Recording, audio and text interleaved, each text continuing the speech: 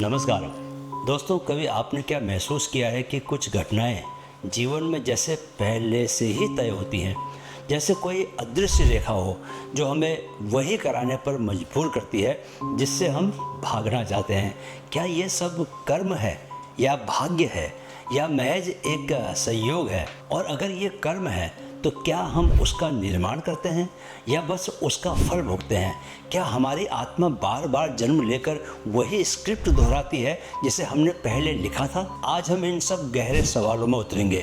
कर्म का रहस्य और आत्मा की पुनर्जन्म की यात्रा, वेद, उपनिषद, गीता, बुद्ध और अद्वैत की रोशनी में। आगे बढ़ने से पहले मैं कैप्टन सुंदरचंद ठाकुर आपका माइंड फिट स्पिरिचुअल चैनल में स्वागत करता हूं। चलिए आप सीधे आज के टॉपिक में गहरा उतरते हैं। कर्म क्या है? कर्म कोई कर्मकांड नहीं, एक ऊर्जा है। कर्म संस्कृत धातु क्रि से निकला है जिसका अर्थ है करना। पर वेदांत में यह सिर्फ एक्शन नहीं है बल्कि एक आंतरिक ऊर्जा है जो हर कर्म के पीछे की नीयत से उत्पन्न होती है। भगवद गीता कहती है किम कर्म किम कर्मेति कवयोप्यत्र मोहिताः। कर्म क्या है, अकर्म क्या है, इस पर ज्ञानी भी भ्रमित हो जाते हैं। दोस्तों, कर्म 3 प्रकार के होते हैं। संचित कर्म यानी हमारे पूर्व जन्मों के कर्मों का भंडार। प्रारब्ध कर्म जो इस जन्म में फल देने को तैयार है यानी कि आपका भाग्य। क्रियमाण कर्म जो हम अभी कर रहे हैं जो भविष्य का भाग्य बनेगा। शंकराचार्य कहते हैं कर्म से न आत्मा बनती है न मिटती है, आत्मा तो केवल देखती है, पर मन और चित्त कर्म के बीच बुनते हैं। अब सवाल उठता है मन में, क्या भाग्य पहले से लिखा होता है?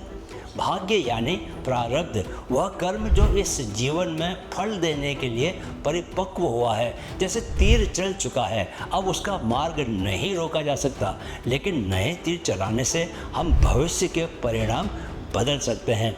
बृहदारण्यक के उपनिषद कहता है यथा कर्मा तथा च्युतम सब भवति। जैसा कर्म जैसी दृष्टि वैसा ही भविष्य बनता है। इसका अर्थ है हम भाग्य के भोगकर्ता जरूर हो सकते हैं परंतु भविष्य के निर्माता हम स्वयं हैं। स्वामी विवेकानंद ने कहा था we are responsible for what we are and whatever we wish ourselves to be we have the power to make ourselves.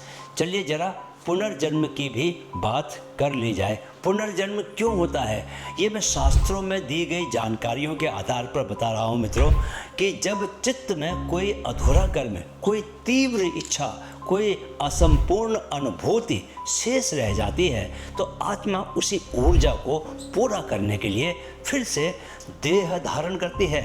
Kathopanishad कहता है यथा कर्म यथा श्रुतम स भवति कार्य कर्म च देवा प्रपश्यन्ति। जैसे कर्म वैसे जन्म, देवता भी उसे देख नहीं सकते, केवल आत्मा ही जानती है। बुद्ध ने कहा just as a candle flame passes from one candle to another so does consciousness pass, not the soul but the seed of karma. लेकिन वेदांत इससे भी आगे कहता है आत्मा न जन्म लेती है न मरती है।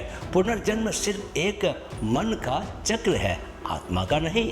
अब एक और सवाल जो हमारे मन में उठता है, क्या सवाल उठता है दोस्तों? क्या हम कर्म से मुक्त हो सकते हैं? यह आप जानना चाहते हैं ना? हाँ, लेकिन उसके लिए हमें कर्म करने वाले से हटकर साक्षी भाव में प्रवेश करना होगा। भगवद गीता 3.19 कहती है कर्मण्येवाधिकारस्ते मा फलेषु कदाचन। तेरा अधिकार केवल कर्म पर है, फल पर नहीं। कर्म करते हुए भी जब हम भीतर से मौन, साक्षी और अकर्ता होते हैं तो वह कर्म कर्म नहीं कर्म योग बन जाता है। अद्वैत वेदांत कहता है तत्वमसि, तू वही है जो सब कर रहा है और फिर भी कुछ नहीं कर रहा।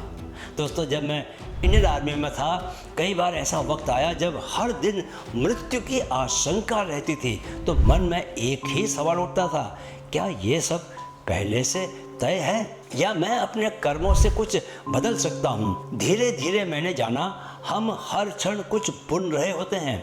हमारा हर विचार, हर भावना कोई ना कोई भविष्य गढ़ रही होती है। मैंने अपने कर्मों को साधना बना दिया और पाया जब कर्म मौन से निकले तो वे बंधन नहीं मोक्ष बन जाते हैं। तो मित्रों, आज हमने कर्म, भाग्य और आत्मा की यात्रा को जाना। कर्म यानी सिर्फ एक क्रिया नहीं, नियत से जुड़ी हुई ऊर्जा। प्रारब्ध यानी पुराने कर्मों का फल, लेकिन क्रियामाण से भविष्य बनता है। पुनर्जन्म यानी अधूरी इच्छाओं और संस्कारों का परिणाम। आत्मा यानी जो न जन्म लेती है न कर्म करती है, वह केवल देखती है, साक्षी रहती है। कर्म योग यानी जब हम बिना फल की आसक्ति के कर्म करते हैं, एकदम साक्षी भाव में स्थिर होकर। मित्रों, अब अगले वीडियो में हम वेदांत के संसार में प्रवेश करेंगे। अब जब हमने कर्म और पुनर्जन्म का रहस्य जान लिया है, अगली कड़ी में हम शुरू करेंगे वेदांत ज्ञान की मौन यात्रा। अगली कड़ी में जानेंगे तत्वमसि, तू वही है। क्या आत्मा और ब्रह्म एक हैं या यह सिर्फ एक दर्शन है? शंकराचार्य, उपनिषद और ध्यान की गहराई में उतरेंगे ताकि शब्द नहीं, आत्मा बोलने लगे।